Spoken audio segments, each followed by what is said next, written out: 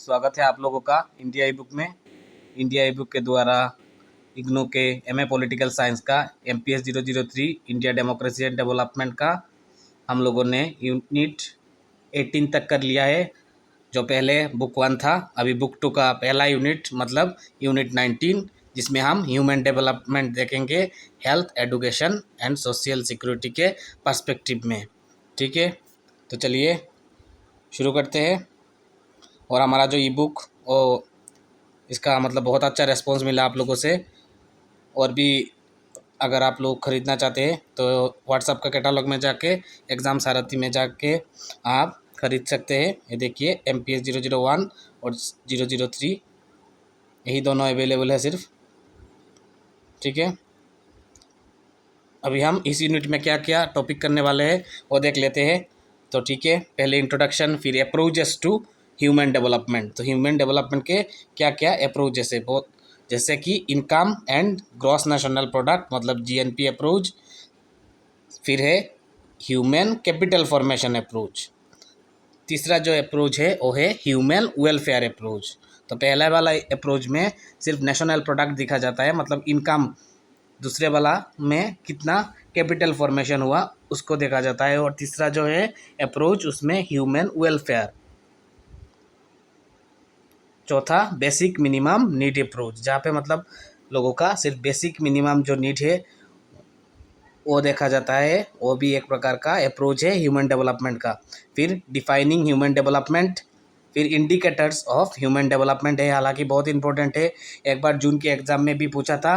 और जून के एग्ज़ाम के लिए इंडिकेटर्स ऑफ ह्यूमन डेवलपमेंट इस साल भी मुझे लगता है कि आप लोगों को देख के जाना है एग्ज़ाम से पहले। ठीक है,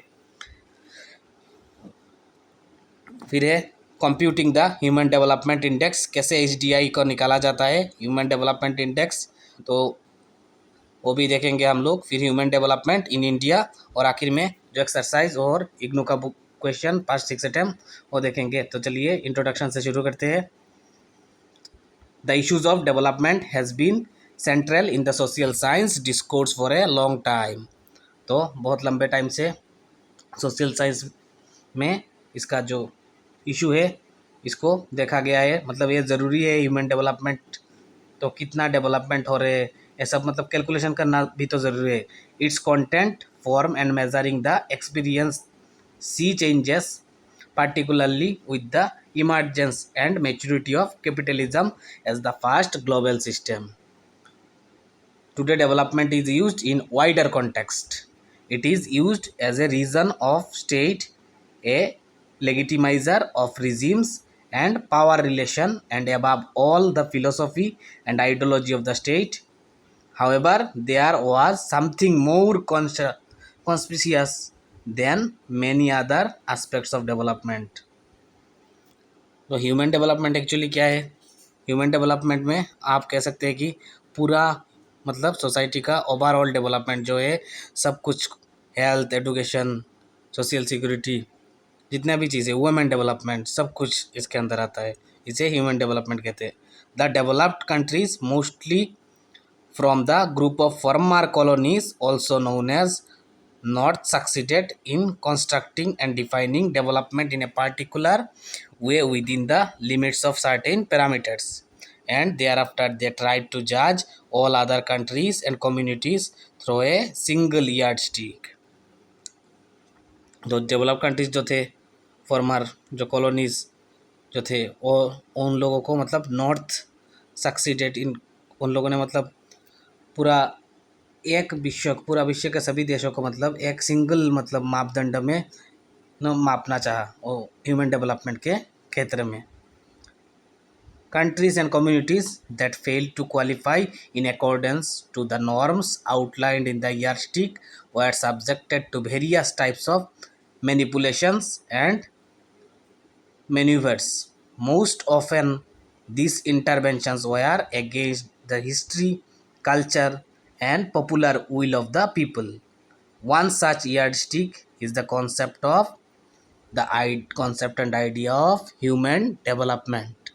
मतलब कैसे डेवलपमेंट हो रहा है इसका मापने का एक दंड कह सकते हैं, एक फील्ड मतलब ह्यूमन डेवलपमेंट जो है वो एक कॉन्सेप्ट है, यार्ड स्टिक है।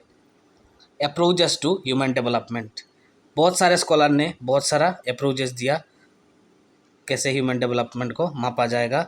सम मतलब बहुत मोस्ट डिबेटेड जो है उनमें से है कुछ यहाँ पे हम लोग करेंगे।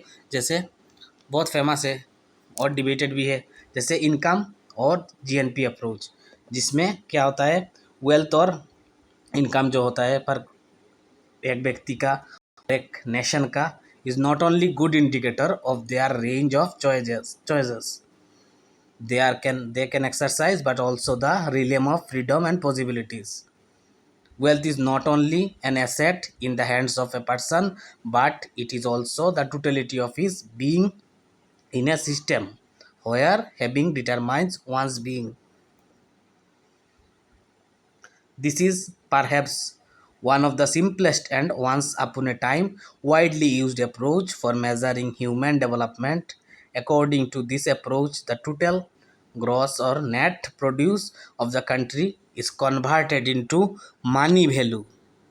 तो इस अप्रोच में क्या किया जाता है, जो टोटल ग्रॉस और नेट प्रोड्यूस है उस कंट्री का, उसे कन्वर्ट किया जाता है मनी वैल्यू पे and divided by it's total population of that country. मतलब जितना प्रोडक्शन हुआ उसको मनी वैल्यू में कन्वर्ट करके फिर उसे जितना पॉपुलेशन है उससे डिवाइड करके आप ये मतलब डेवलपमेंट कितना हुआ इस अप्रोच से निकाल सकते हैं। ठीक है, इसे कहते हैं आपका जीएनपी या income approach. A higher per capita income will indicate a higher level of human development. But in recent times, this approach has come under several criticism for a variety of reasons. तो ये वाला जो system है ये बहुत सारा मतलब criticism face कर रहा है, जैसे कि income is only A means and not an and itself. मतलब सिर्फ इनकम ही ऐसा मीन्स नहीं है। सिर्फ इनकम क्या है डेवलपमेंट का सब कुछ, इनकम से बड़ा बहुत चीज़ होता है, जैसे हेल्थ, एजुकेशन और भी बहुत, सोशल सिक्योरिटी वो भी डेवलपमेंट का पार्ट है। Higher income need not necessarily mean better quality of life. आपका मतलब बहुत इनकम है लेकिन आपका क्वालिटी ऑफ लाइफ इतना अच्छा नहीं है, तब क्या होगा। ठीक है, तो higher income does not mean that you have fully developed. Income takes into account only the material aspects of the social assets and does not take non-material components. ठीक है, नॉन मेटेरियल जो कंपोनेंट्स है उसको नहीं लिया जाता था इसमें। इनकम ऑफ ए कंट्री और individual eight A point of time is incapable of addressing potentialities and growth prospects in future. To sum up, it can be safely stated that links between income and human development is neither direct nor automatic. Income and GNP are at best necessary but not sufficient conditions for human development. मतलब income and GNP वाला जो approach है वो पूरा necessary है लेकिन sufficient condition नहीं है ह्यूमन डेवलपमेंट के लिए। अगला जो अप्रोच है ह्यूमन कैपिटल फॉर्मेशन अप्रोच। इस approach is also known as human resource development approach. It is primarily looks at human beings as means rather than as ends. These theories are mainly concerned with the supply side and consider human beings as instruments in extending the expanded commodity reproductions. Once again, this is no denial of the fact that it is primarily human ability to produce the distinguishes them from the rest of the species in the animal kingdom. But this is a very narrow view of human productive potential. ये बहुत narrow है capital जो formation वाला approach है। Apart from यहाँ पे मतलब क्या होता है कितना कैपिटल फॉर्म हुआ है उसके ऊपर मतलब डिपेंड करता है डेवलपमेंट कितना हुआ है। ठीक है, to be recognized as a distinct identity is quite essential to receiving any distributive justice, which in turn is intricately related to the quality of life and well-being. This is perhaps one message that has come clear and loud from the fall of former Soviet Union Yugoslavia actually जो Balkan countries है वहाँ पे था। Europe का मतलब आप Greece से ऊपर वाला जो यूरोप था वहाँ पे 14-15 कंट्रीज मिलके यूगोस्लोविया किया था। तो बैल्कान वहाँ पे मतलब अभी टूट के बिगड़ के बहुत सारा मतलब कंट्री हो गया वहाँ पे। तो भारत जब आज़ादी मिल रहा था तभी कहा जा रहा था, तो भारत में तो बहुत मतलब राष्ट्र है, बहुत भाषाएं है। भारत का भी वहाँ पे एक पर्वत था, तो उस पर्वत का नाम था यूगोस्लोवाकिया में बैल्कान माउंटेन।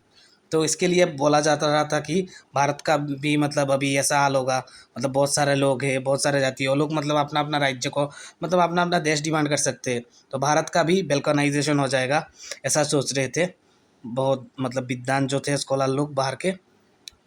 बहुत पुराना बात है ये, लेकिन ऐसा हुआ नहीं। भारत ऐसा मतलब फॉर्म बनाया, ऐसा कॉन्स्टिट्यूएंट असेंबली ने यूनियन दिया इसको, जो यूनियन मतलब चाहे तो भी मतलब खुद से अलग नहीं हो सकते, इतना पावर दे दिया सेंट्रल को, कभी भी मतलब यूनियन फॉर्म कर दिया। इसलिए फेडरेशन नहीं बनाया, मतलब इतना राज्य था, इतना जाति, ठीक है। तो वहाँ पे है यूगोस्लोवाकिया, यूरोप के सोवियत यूनियन तो आप लोगों को पता है, रशिया का जो पुराना, जैसे रशिया टूट के 15 कंट्री हो गया था, मतलब सोवियत यूनियन टूट के यूएसएसआर कहा जाता था तब उसको। फिर है Pretoria and Iraq etcetera. Pretoria African पे है और इराक जो है हमारा एशिया पे है, आप लोगों को पता है, ईरान इराक पास पास ही है। इराक का कैपिटल बगदाद है। And at the beginning of 21st century that everything else in negotiable except the right to be recognized. Redistribution and recognition have become the inseparable components of human freedom in this century. ठीक है, तो distribution और recognition जो है वो inseparable component है आदमी के, पीपल के, हम ह्यूमन लोगों के आज़ादी के अभी का जो वक्त है इस वक्त में। दस the concept of human resource development captures only the smaller part of human creativity and Mrs the most important one. तो ये भी मतलब मिस कर देता है ह्यूमन क्रिएटिविटी को, सिर्फ मतलब स्मॉलर पार्ट कवर करता है। इसके लिए फिर एक अप्रोच जो है ह्यूमन वेलफेयर अप्रोच। तो इस अप्रोच में ह्यूमन डेवलपमेंट मतलब क्या है, this approach is gained popularly with the maturity of modern welfare system. It looks at human beings more as beneficiary of development rather than participants in the process. At a glance, this approach appears to be in the interest of general well-being and common good. मतलब सभी का welfare हो, general wellbeing मतलब सभी आम आदमी जो है सभी का एक साथ वेलफेयर हो, ये वाला अप्रोच ऐसा ही बोलता है। It was primarily in the after math of the French revolution. तो इसका जो शुरुआत हुआ था फ्रेंच रिवॉल्यूशन के बाद से शुरुआत हुआ था, when there occurred a paradigm shift in the nature of social power.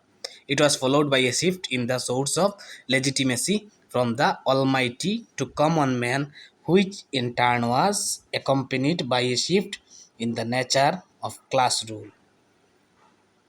तो ठीक है, फ्रेंच रिवॉल्यूशन के बाद ये वाला अप्रोच का शुरुआत हुआ जिसमें मतलब हर एक व्यक्ति का ओवरऑल डेवलपमेंट हो, ऐसा सोचना है ये human welfare approach. Here after class rule was replaced by hegemonic control, use of open violence by structural violence, and brutal power by capillary power relation. Consequently, next exploitation gave way to hegemonized control and governmentality. ठीक है, consequently what may appear as welfare measures to many are quintessentiality components of hegemonic control and aspects of governability. Educational and health facilities given by many states world over in the name of welfare measures are the best example. जो facility दिया जाता है health education उसे कहा जाता है welfare measures का, वो सबसे बड़ा एग्जाम्पल है of exercising structural control and governmentality. अभी जो है बेसिक मिनिमम नीड अप्रोच, तो ये जो अप्रोच है this is one of the most important and also rigorously debated approach. ये भी बहुत इंपॉर्टेंट है और इसमें भी बहुत सारा डिबेट है। कुछ कहते हैं अच्छा है, कुछ कहते हैं मतलब ठीक नहीं है, आगे की तरह सब मतलब डिबेटेड है। It was initially proposed by ILO, International Labour Organization. ठीक है, फर्स्ट मे को लेबर डे बनाया जाता है, आप लोगों को पता होगा। ILO के अनुसार, इंटरनेशनल लेबर ऑर्गेनाइजेशन जो यूनाइटेड नेशंस का ही एक ऑर्गेनाइजेशन है, as a measure of adequacy of development process ILO has identified 6 basic needs. तो ILO ने 6 बेसिक नीड्स को मतलब कहा है, ये 6 बेसिक नीड्स है। क्या क्या है? Health, education, food, water supply, sanitation and housing. इन 6 बेसिक नीड्स में डेवलपमेंट होने से इसे मतलब ह्यूमन डेवलपमेंट कहेंगे। A K Sen is one of the most articulate critics of the basic need approach. तो एके शेन जो थे, उन्होंने इस अप्रोच का ILO का इस अप्रोच का मतलब बहुत सारा निंदा किया था। According to him the need, satisfaction, happiness and commodity based approaches present a one sided view only. वो कहते हैं सिर्फ वन साइडेड व्यू दिखाता है। Human development is a complex and multi-dimensional process and conceptualizes in the terms of opportunities and capabilities। तो उनका कहना है कि यह सिर्फ बेसिक नीड्स अप्रोच जो है, यही सिर्फ ह्यूमन डेवलपमेंट का रास्ता नहीं है। ह्यूमन डेवलपमेंट बहुत कॉम्प्लेक्स चीज़ है और इसमें बहुत सारा क्षेत्र है, जैसे मल्टी डिविजनल प्रोसेस, और इसमें मतलब बहुत सारा अपॉर्चुनिटीज़, कैपेबिलिटीज़ है। It is evident from the above discussion that the basic needs approach has been severely criticized by scholars, and many scholars and have expressed their opinions in favor of a more comprehensive approach to define human development। In the backdrop of these debates, इस debate के पीछे claims and counter claims, इस claims and counter claim के पीछे United Nation ने UNDP जो है, United Nations Development Programme, try to define and conceptualise human development. तो UNDP ने भी इसको ट्राई किया। ये यूनाइटेड नेशंस का ही ऑर्गेनाइजेशन है। It was in 1990 the UNDP finally came up with an own definition and notion of human development। तो UNDP ने भी एक डेफिनेशन दिया, ये वाला दे देखिए, डिफाइनिंग ह्यूमन डेवलपमेंट। तो ह्यूमन डेवलपमेंट क्या है? Human development is one of the indicator of the overall development of countries. It can be measured in terms of wealth of a country, the human resource of a country possesses, जितना मतलब wealth हो इस country का, उस मतलब country में human resource, कितने human resource है। जैसे कि पता है आप लोगों को, जब मोदी हर बार कहते रहते हैं भारत सबसे यंगर कंट्री है, भारत का मतलब जो लोग है यंग एज के ज़्यादा है, तो ह्यूमन रिसोर्स भारत का बहुत ज़्यादा है। The health facilities and welfare measures that a country offers to its people और फुलफिलमेंट ऑफ 6 बेसिक नीड्स। तो इन्होंने भी वही 6 बेसिक नीड्स के बारे में कहा है, जो कि इंटरनेशनली आइडेंटिफाइड जो है, health first, second education, third food, fourth water supply, 5 sanitation and 6 housing. Human development should be the ultimate aim of each and every activity of the state and the objective of all scientific investigations and above all interaction between two individuals and trading partners। For many it may appear in simple and easy exercise to arrive a consensus in evolving a definition of a concept like human development, but as far as UNDP is concerned, this was anything but easy and simple exercise। The first report on human development prepared by the UNDP it explains। तो पहला report जो आया था UNDP का, ये देखिए, this report is about people and how development enlarge their choices। It is about more than GNP growth, more than income and wealth, and more than producing commodities and accumulating capital। उससे भी ज़्यादा था। A person's access to income may be one of of the choice, but it is not the sum total of human behavior. Human development जो है एक process है enlarge करने का पीपल का चॉइस को. The most critical of these wide ranging choices are to live long and healthy life, and to be educated, and to have access to resources needed for a decent standard of living. Additional choices include political freedom, guaranteed human rights, and personal self-respect.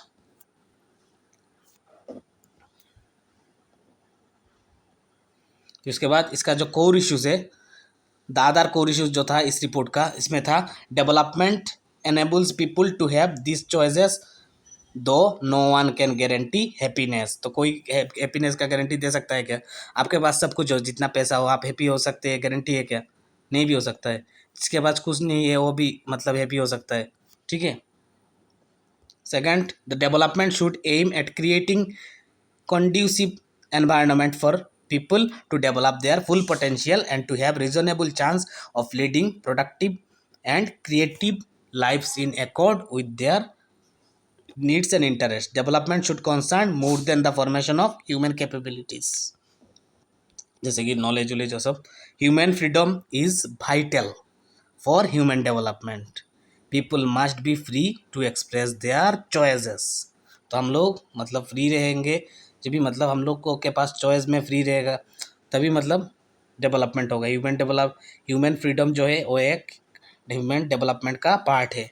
फिर human development is not only the satisfaction of basic needs but also the human development as participatory and dynamic process. मतलब हमेशा मतलब इसमें participation जरूरी है और dynamic मतलब है. ठीक है. It is applicable to both the development and the developing countries. ये दोनों डेवलपिंग और डेवलप्ड सभी कंट्री में applicable है. The other hand, and the most significant aspect of the report was the identification of certain key indicators of the human development, their measurement and preparation of human development index for all the countries of the world. तो HDI कहते हैं इसको, एक index बनाया गया. तो indicators अभी हम देखेंगे और जो डेवलपमेंट रिपोर्ट है उसका इंडेक्स भी हम कैसे कैलकुलेट करते हैं ये भी देखेंगे. तो इंडिकेटर्स ऑफ ह्यूमन डेवलपमेंट जो है at the world level, United nation जो है उसका डेवलपमेंट प्रोग्राम जो UNDP एपेक्स बॉडी प्रिपेयर किया, ह्यूमन डेवलपमेंट रिपोर्ट पेश किया. फिर कैसे उस जो रिपोर्ट था उस रिपोर्ट का इंडिकेटर क्या क्या है. तो ह्यूमन डेवलपमेंट रिपोर्ट जो है उसके बारे में लिखा हुआ है. फिर 1990 में फर्स्ट रिपोर्ट आया. ये देखिए 1990 report, the first endeavour in this direction. This report identified 3 essential elements of human life. क्या क्या है? Longevity, knowledge and decent standard of living. तो longevity, knowledge and decent standard of living, ये 3 factor है. इन तीनों को देखा जाता है. लॉन्जिविटी, आप कितने साल मतलब जी रहे हैं वो. उसके बाद नॉलेज, आप मतलब स्कूल में जा रहे हैं क्या, एडुकेटेड है क्या नहीं है. डिसेंट स्टैंडर्ड ऑफ लिविंग, आपके इनकम क्या है, आप जो चाह रहे हैं वो कर पा रहे हैं क्या, खरीद पा रहे हैं क्या अकॉर्डिंग टू योर चॉइस. ठीक है. वही बात है, knowledge is the power, decent living, standard living.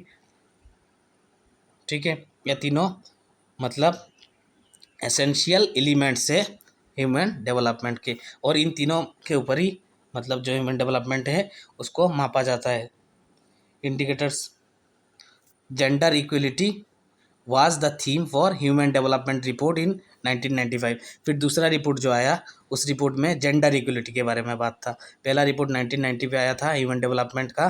दूसरा रिपोर्ट UNDP का 1995 वाला, उसमें वुमेन इक्वलिटी मतलब gender equality, equal opportunity to all particularly to females was the prime concern था इसमें. ठीक है. फिर उसके बाद जो पॉवर्टी है, पॉवर्टी हैज़ वुमेन फेस रफली 75% ऑफ द वर्ल्ड, उस रिपोर्ट ने बताया था. Removing gender inequality has nothing to do with the, इस रिपोर्ट में मतलब क्या क्या करना था. Women occupy only 10% of the seats in parliament and 7% in, इस रिपोर्ट ने यह सब बातें बताया था. 55 कंट्रीज़ जो है जहाँ पे मतलब नो और बिलो 5% वुमेन इन पार्लियामेंट, जैसे कि भारत में भी बहुत कम वुमेन है पार्लियामेंट में. फिर 1997 का रिपोर्ट आया, उसमें क्या बताया गया, consider to do eradication of necessary step for human development. Its focus was not just on poverty but poverty from human development perspective. Its critical looked at all the three perspective of poverty, जैसे कि income perspective, basic needs perspective, capacity perspective. ठीक है, फिर HDI के बारे में बात हुआ तो दो प्रकार के, जैसे ह्यूमन पॉवर्टी इंडेक्स जो था HPI 1 HPI 2, तो इसे निकाला जाता है। मैं HDI कैसे निकलेगा, मैं एक कंट्री का, ये देखिए अभी आप समझ जाएंगे, एक्चुअली मैथमेटिकल क्वेश्चन जैसा ही है। ठीक है, इजी है। According to the report publish in 2002 HDI summary, तो एक ऐसा वे मतलब कैसे कंप्यूट करना है। Long and healthy life as measured by the life expectancy, मतलब कितने साल जी रहे एट बर्थ। उसके बाद नॉलेज कितना है, उसमें मतलब दो चीज़ देखना है, मैं दिखाऊंगा कैसे। फिर decent standard of living as measured as per GDP income के ऊपर PPP $, मतलब परचेजिंग पावर पेरिटी $, पे इसका मतलब जो कैलकुलेशन होता है वो $, पे होता है। ठीक है, PPP तो ये यहाँ पे एक एग्जाम्पल है मैथमेटिक्स जैसा। ठीक है, घबराइएगा मत, एग्जाम में से एग्जाम्पल नहीं पूछता है, कभी भी नहीं आया है। ठीक है, पूछता नहीं तो मैं फाइनल नहीं बोल सकता हूँ, कभी आया नहीं, लेकिन बहुत इंटरेस्टिंग है। The goal post fix the year for 2002 are follows. तो क्या क्या है देखिए डाटा, ये वाला डाटा में आप देखिए, पहले मिनिमम वैल्यू मैक्सिमम वैल्यू दिया गया है। Life expectancy at birth years, तो बर्थ ईयर्स में दिया गया है। लाइफ कितना साल दिया है, मैक्सिमम जो है वो 85 है यहाँ पे पॉइंट्स, और उधर 25 है फॉर ए कंट्री के लिए। फिर एडल्ट लिटरेसी रेट 100 मैक्सिमम और 0 है मिनिमम, मतलब उस कंट्री को मतलब ये डाटा के ऊपर बेस करके देगा। और जो कम ये डाटा जो है, इस डाटा के अंदर मतलब अगर पकड़िए भारत का लाइफ एक्सपेक्टेंसी अभी तो कितना है पता नहीं है, मैं एज्यूम कर लेता हूँ 67 है, शायद 67 ही होगा, 67 या 69 ऐसे ही होगा, तो 67 69, ये देखिए 25 से 85 के बीच हुआ ना। ऐसा एडल्ट लिटरेसी रेट हमारा पकड़ लीजिए 70% है, तो 0 से 70 के बीच। तो ऐसे करके फिर GDP पर कैपिटा इनकम, सभी कंट्री का GDP पर कैपिटा इनकम जो वो 0 से लेके $, में 40,000 $, मैक्सिमम वैल्यू। तो अभी एक जो सम देखेंगे उसमें आप पूरा समझ जाएंगे। तो पहले वाला जो था वो वैल्यू चार्ट था, अभी ये देखिए यही वैल्यू चार्ट मैंने यहाँ पे भी लगा दिया है, और हम लोगों ने देखा, ये देखिए क्वेश्चन, ये येलो कलर का बैकग्राउंड जो है इसमें क्वेश्चन है, to illustrate each of the indicators in each Ivory Coast country है, उसका 2000 ईयर का एक डाटा है, जिसमें life expectancy at birth in years 47.8, adult literacy rate 46.80, फिर ग्रॉस एनरोलमेंट रेट दिया है 38.00, उसके बाद GDP per capita income PPP 1630। तो अभी हम लोगों को HDI निकालना है, ह्यूमन डेवलपमेंट इंडेक्स। कैसे निकलता है ये देखिए। तो पहले हम क्या करेंगे, लाइफ एक्सपेक्टेंसी जो है उसको निकालेंगे, कितना है लाइफ एक्सपेक्टेंसी। तो लाइफ एक्सपेक्टेंसी कैसे निकालते हैं, पहले जो लाइफ एक्सपेक्टेंसी इंडेक्स कहते हैं इसको, तो ये निकलेंगे जो 47.80 है, उससे कितना हाईएस्ट ऊपर मिनिमम कितना था 25 डिवाइडेड बाई 85 माइनस 25।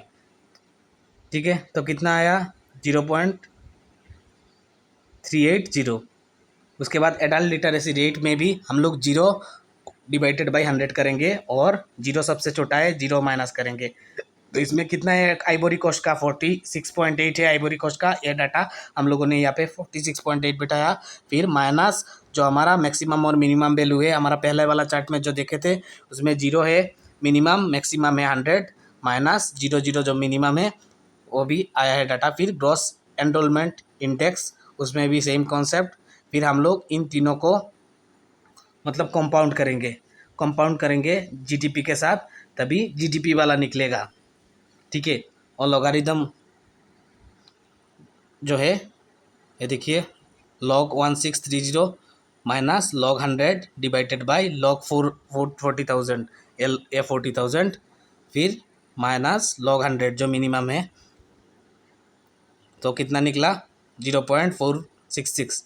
तो HDI कैसे कैलकुलेट होता है, HDI कैलकुलेट होने से 1/3 of life expectancy index, 1/3 of value education index, 1/3 of value GDP index. इन तीनों का 1/3 करके तीनों का जो मतलब साम आएगा उसे आप HDI कह सकते हैं। और HDI कितना निकला इस पे 0.428।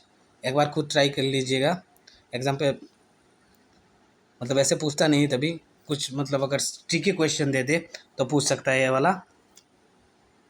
ठीक है, ह्यूमन डेवलपमेंट इन इंडिया। तो इंडिया का ह्यूमन डेवलपमेंट का जो पर्सपेक्टिव है ये वाला आप एक बार बस ये खुद रीड कीजिएगा। इंडिया का पर्सपेक्टिव कुछ जैसे फैक्ट है। न्यूट्रिशन, महाराष्ट्र स्टेट रिपोर्ट ने बताया था कि कैसे कैसे मतलब इंडिया का जो सिस्टम है एक्चुअली कौन कैलकुलेशन करता है हमारा वो development, national population census, national family and health survey, sample registration sir system, फिर नेशनल सैंपल सर्वे। ये लोग मतलब डाटा कलेक्शन करते हैं, ये लोग ही मतलब प्रोमिनेंट एजेंसी है इस भारत का ह्यूमन डेवलपमेंट इंडेक्स कैलकुलेशन करने में।